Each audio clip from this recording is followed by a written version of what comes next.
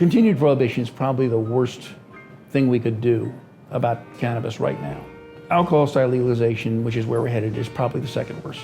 If we had a national debate now, we might settle on a temperate cannabis policy, and that would get us the benefits of legalization without an upsurge in heavy use and use by juveniles. Without a national solution and a national framework for state cannabis policy, we're going to wind up going down the road we went down with alcohol, toward commercial sale, low taxes, loose regulation. And that's a bad place to be for alcohol. It's not as bad a place to be for cannabis, but it's the worst place we could be.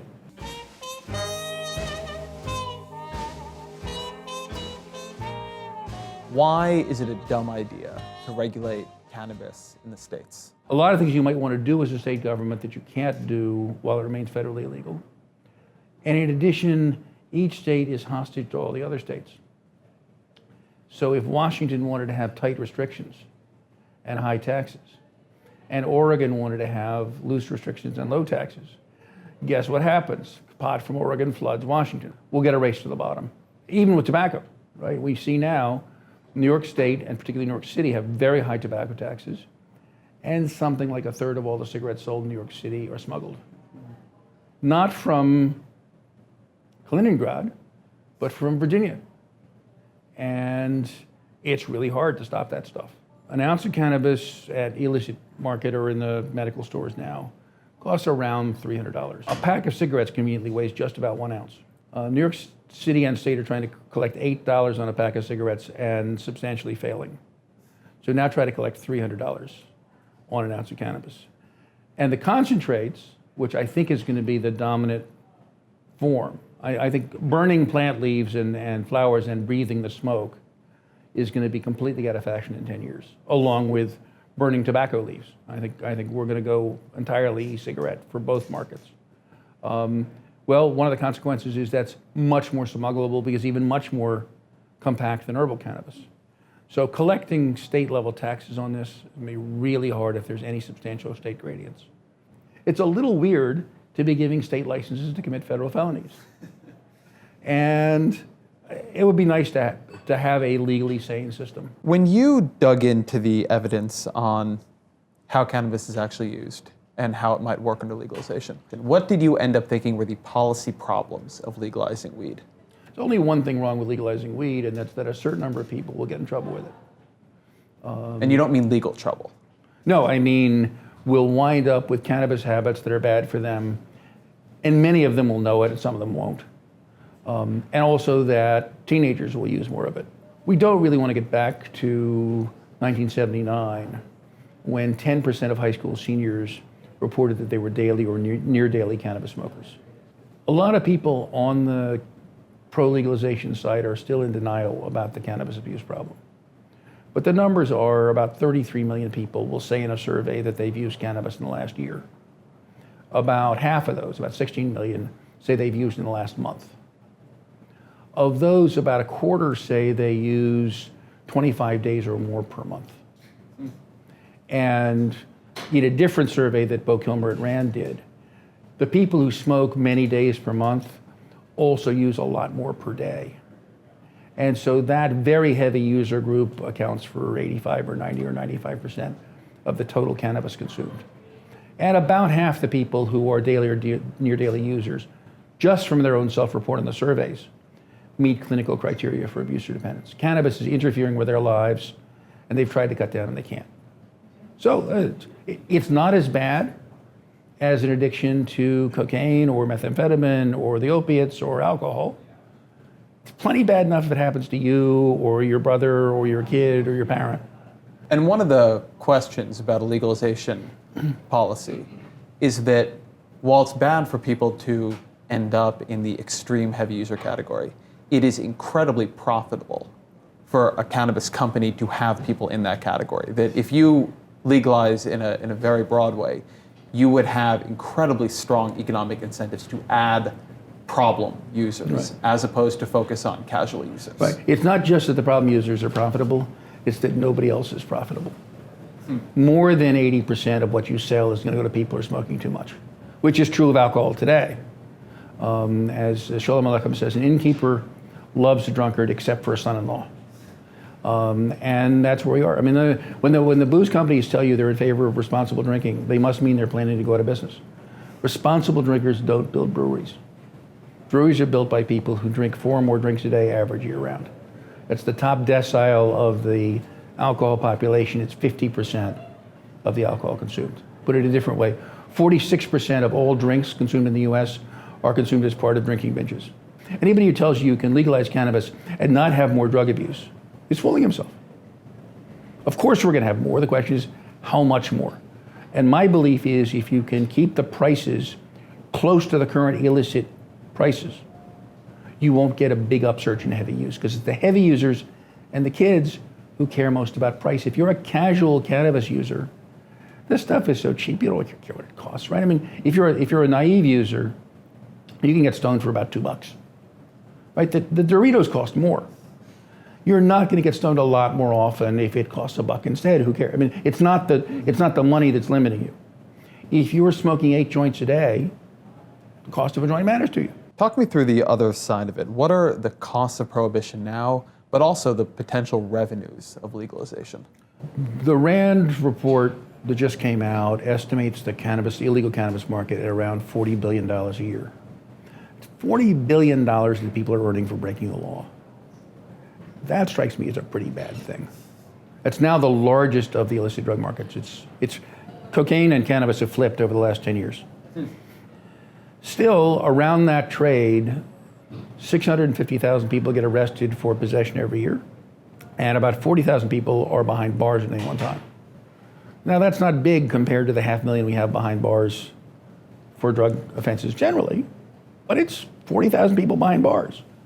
That seems to me like a big cost.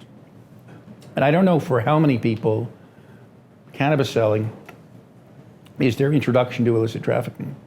33 million people are breaking the law and therefore find themselves on the wrong side of the law and therefore don't think the policeman is their friend. Ironically, the repeal of cannabis prohibition could greatly strengthen drug law enforcement. I mean, it's the equivalent of repealing the draft to opposition to the Vietnam War. Right? A lot of the people who are now crusaders for ending drug prohibition won't care once their drug is legal. Revenue prospects. Producing that $40 billion for the cannabis and distributing it in a legal market might cost you $5 billion, but only if you did it clumsily. John Calkins says, and he's done the estimates, you could produce all the THC. THC is the main active agent in cannabis. Produce all the THC now being consumed in the US for that $40 billion a year on 20,000 acres of corn land. Right? Basically, a dozen Midwestern farms. Yep. Could produce all of the cannabis for the US.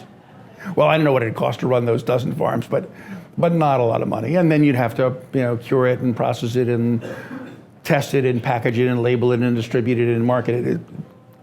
Still a couple $1 billion. And so the rest of the 40 billion, plus whatever the spending is by the new users, is available as tax. Why do you think concentrate is going to become so dominant in 10 years? I'm curious about that theory.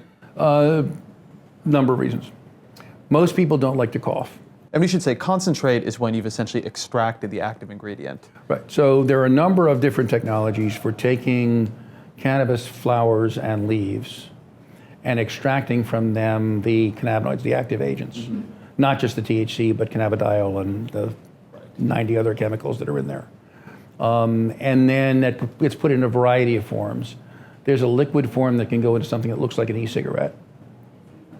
There's also a solid sort of waxy form that can go into a different kind of vaporizer.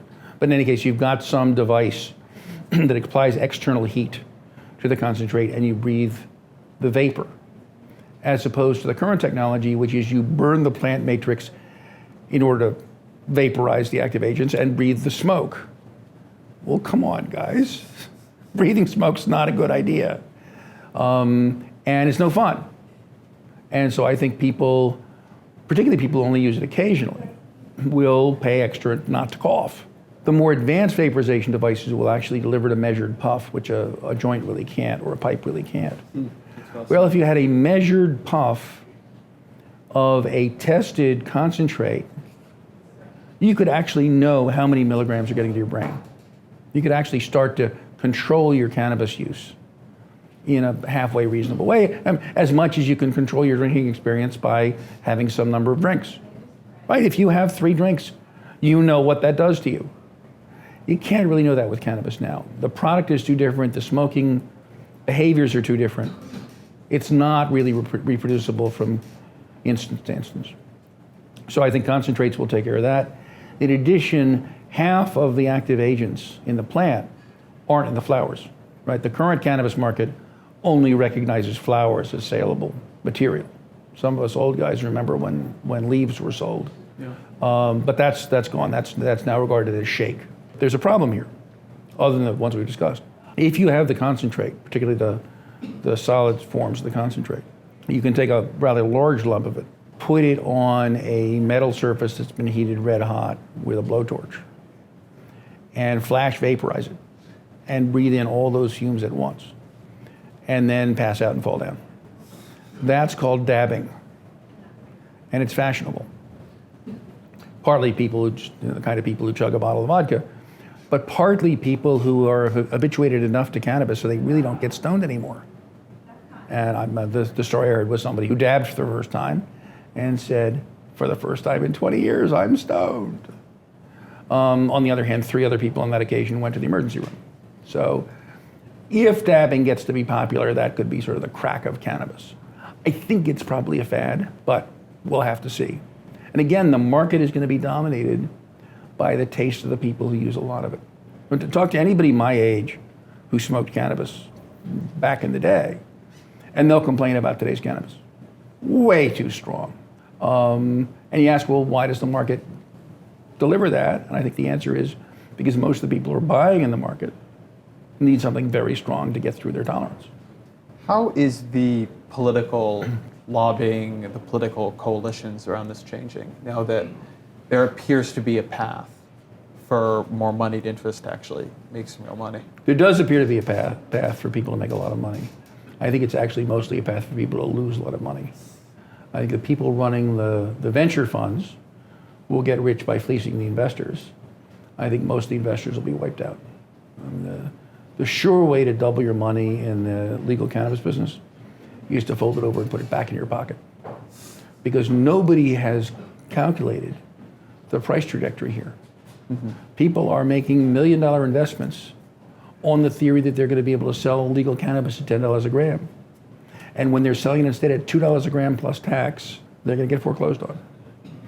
But in the meantime, they're going to be driving the lobbying effort, right? The National Cannabis Industry Association just hired a typical K Street suit to be their lobbyist. And their interest is in selling as much as they can. Again, they can only make money by selling to people who use too much.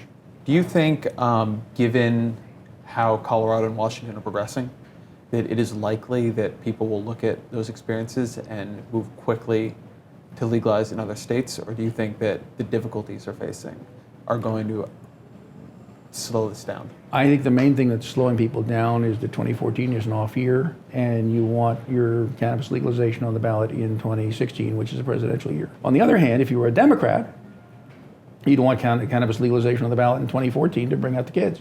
I think the medical marijuana bill in Florida may very well elect Charlie Crist. Because people will come out for that. But yeah, I think people are waiting for 2016.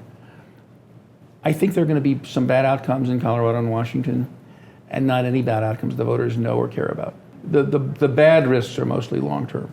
So we're in the situation of the guy who jumped off the Empire State Building, and as he passed the 42nd floor, somebody said, "How's it going?"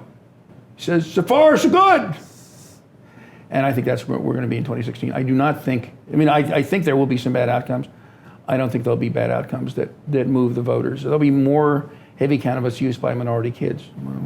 Not something that's going to drive the political process very hard. And my buddies on the drug war side of this debate are telling me, oh no, it's going to be horrible outcomes, it's going to be a backlash. I think they're dreaming.